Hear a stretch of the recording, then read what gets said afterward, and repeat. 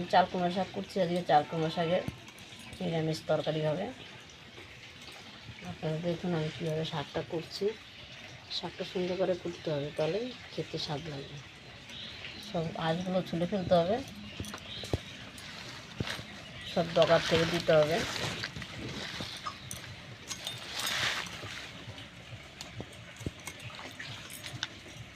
আঁশগুলো সব ছুলে ফেলতে হবে শাকের ডাঁটার, তাহলে খেতে খুব সুস্বাদু হবে। আপনারা যদি চান খেতে পারেন। তো আপনারা দেখেন আমি কীভাবে করছি।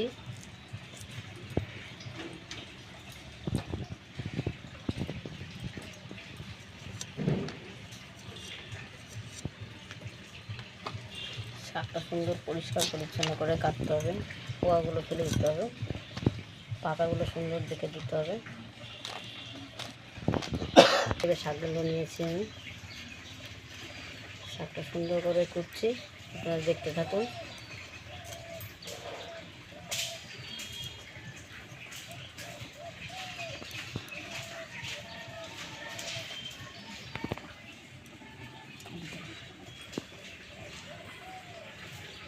চাল কুমড়ো শাকটা রান্না করবো, আপনারা দেখতে থাকুন আমি কীভাবে রান্না করছি।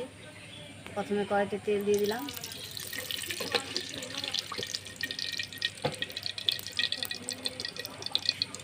কড়াইতে তেল দিয়ে দিলাম। এবার দুটো সাদা জিরে দিয়ে দিলাম। জিরাটা ভাজা হোক, জিরাটা লাল লাল হলে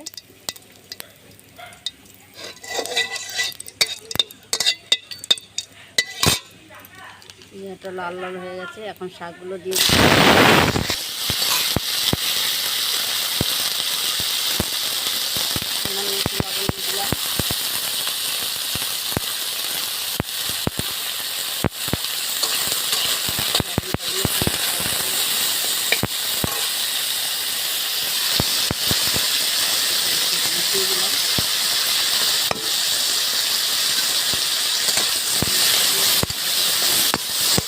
দিয়ে নাড়াচাড়া করছি, এটা ঢেকে দেবো।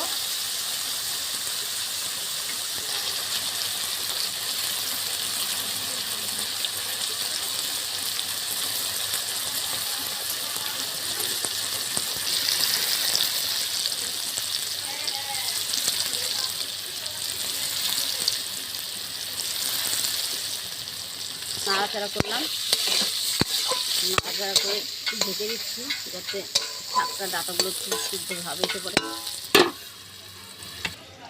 সর্ষে পোস্তটা আমি ছেঁকে নিচ্ছি, সর্ষে পোস্ত আর কাঁচা লঙ্কা।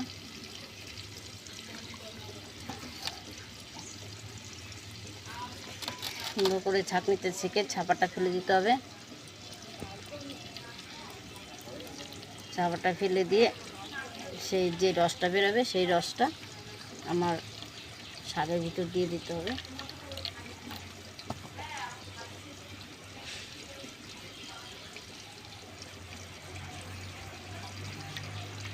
ছাপাটা ফেলে দিলে দেখতে সুন্দর লাগবে, খেতেও সুস্বাদু হবে।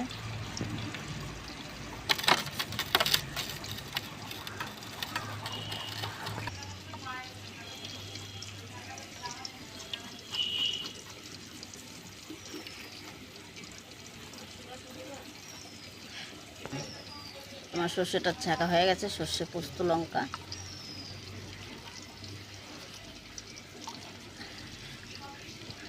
ছাপাটা ফেলে দেবো।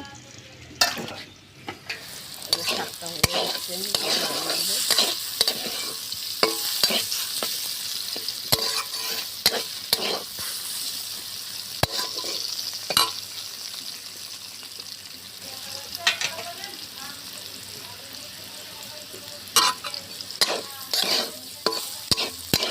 আপনারা দেখতে থাকুন আমি কীভাবে রান্নাটা করছি। আপনারা করে খেতে পারবেন, আমাকে জানাবেন কেমন লাগলো। সর্ষে পোস্ত লঙ্কাটা দিয়ে দিলাম,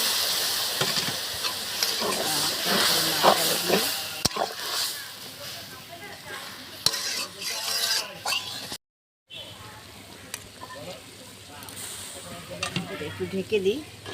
একটু জাল উঠলে নতুন নাকি না আমার তরকারিটা হয়ে এসছে। তরকারিটা এখন নামিয়ে নেব। কালার চলে এসছে।